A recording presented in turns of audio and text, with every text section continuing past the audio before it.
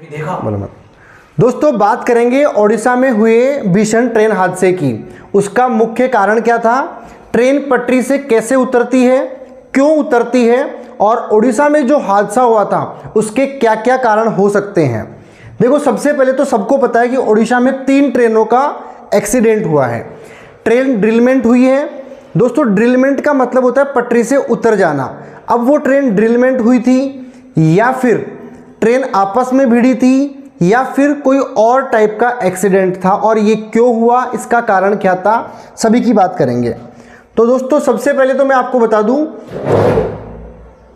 Balasore train हादसा है ये। शाम को 6:30 बजे हावड़ा से चेन्नई जा रही कोरोमंडल एक्सप्रेस ओडिशा के बालासोर रेलवे स्टेशन पर पहुंची। 6:55 पर कोरोमंडल एक्सप्रेस मालगाड़ी से टकरा गई।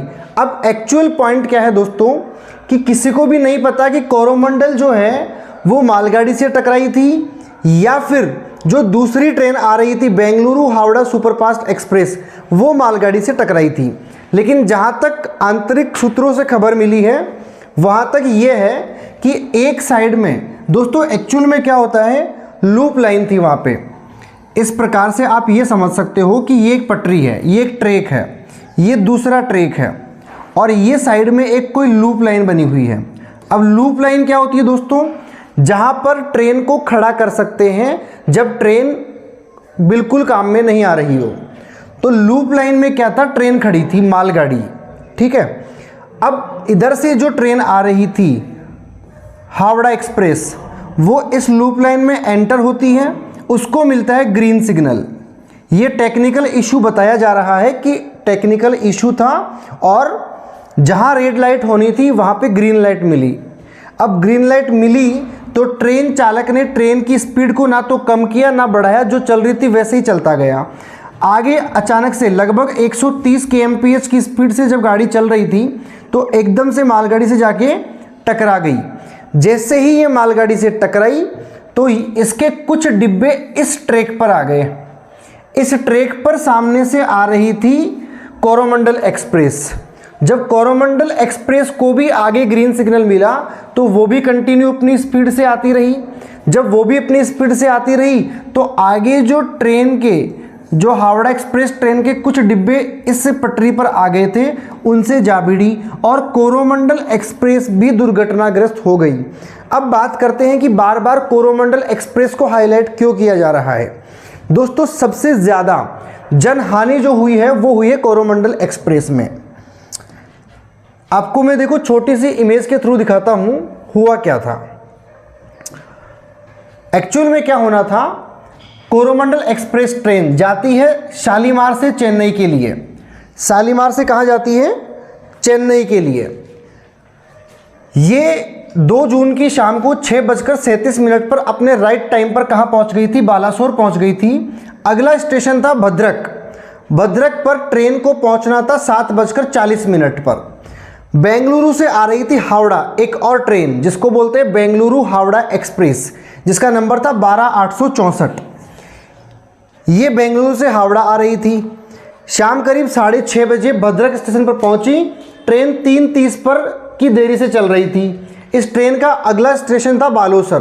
तो आपको ओवरऑल ये समझ में आता है कि बालासोर ही पहुंचना था किसको, बेंगलुरु हावड़ा को, और शालीमार चेन्नई को भी कहाँ पहुंचना था, बालासोर पहुंचना था। ये सारी दुर्घटना बालासोर में ही हुई है। ये देखो दोस्तों ऐसा हादसा है। बात करूंगा कि ये एक्सीडेंट किस प्रकार से हुआ है और क्या क्या इसके कारण हो सकते हैं, ट्रेन पटरी से क्यों उतरती है वो समझाता हूं मैं आपको।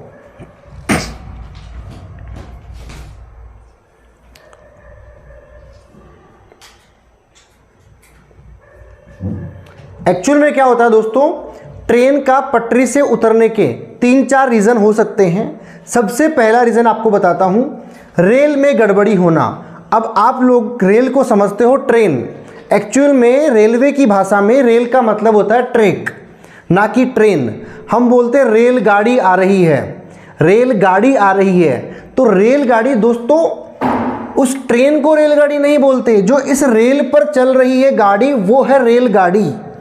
तो ट्रैक में कोई एरर हो, ट्रैक में कोई मिस्टेक हो तो ट्रेन पटरी से उतर सकती है। अब ट्रैक में क्या क्या मिस्टेक्स हो सकती है, ये जो गैप होता है दोनों रेल के बीच का, ये 1676 mm होता है। कितना होता है? 1676 mm। ये ज़्यादा या कम होगा तो ट्रेन के पहियों का बैलेंस बिगड़ेगा और ट्रेन पटरी से उतरेगी।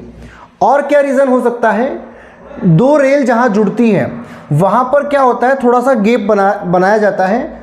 वो गैप जहाँ बनता है वहाँ से अगर रेल ऊपर नीचे हो जाए ज़्यादा, तब भी ये हादसे हो सकते हैं। इसको रोकने के लिए भारतीय रेल ने क्या किया है, रेल को जॉइंट करने के लिए ये जो दिख रहा है आपको सफ़ेद सफ़ेद सा अटैचमेंट, ये क्या होता था दोस्तों, ये पहले लकड़ी के बने होते थे, लेकिन अब इसको बना दिए गए हैं किसके, स्पेशल टाइप के कंक्रीट पत्थर से। और क्या क्या रीज़न हो सकता है, ट्रेन जहाँ पर अपनी पटरी चेंज करती है, जिसको सिंपल लैंग्वेज में अपन ट्रेन एक्सचेंज पॉइंट या फिर केची बोलते हैं, यहाँ पर भी अगर कोई एरर हो, कोई मिस्टेक हो तो ट्रेन अपनी पटरी से उतर सकती है। उसके अलावा क्या हो सकता है और क्या कारण हो सकता है, अगर किसी ट्रेन के सामने कोई बड़ा ऑब्जेक्ट आ जाए तब भी ट्रेन अपनी पटरी से उतर सकती है। ठीक है, तो ये था दोस्तों छोटा सा वीडियो। और बड़ी बात करता हूँ कि इस हादसे का जिम्मेदार कौन है, तो ना तो मैं ये कह सकता हूँ कि जिम्मेदार कौन है, ना आप कह सकते हो। ये जांच में पता चलेगा कहाँ मिस्टेक हुई थी। फिलहाल जो पता चला है वो टेक्निकल इशू बताया जा रहा है कि रेड लाइट होनी थी, वहाँ ग्रीन लाइट थी, गाड़ी आगे बढ़ गई, जहाँ दूसरी गाड़ी खड़ी थी उससे भिड़ गई, उसके कुछ डिब्बे दूसरे ट्रैक पर आ गए, वहाँ पर तीसरी गाड़ी आ रही थी, वो गाड़ी भी उन डिब्बों से टकराई और तीनों गाड़ियाँ जो है अपने ट्रैक से उतर गई।